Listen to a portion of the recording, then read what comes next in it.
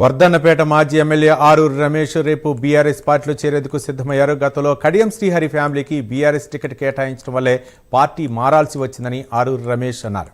బీఆర్ఎస్కు మళ్లీ పూర్వవైభవం తీసుకొస్తానన్నారు.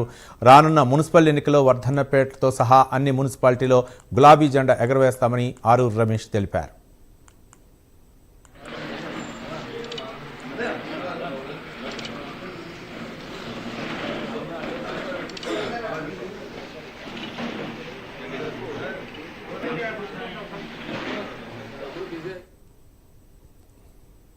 మరి నియోజకవర్గంలో మళ్ళీ మీరు రావాలి అని మా నాయకులు కార్యకర్తలు కోరడం జరిగింది. మరి గతంలో శ్రీహరి గారికి టికెట్ ఇవ్వడం వల్ల మరి బీఆర్ఎస్ను వీడినాం.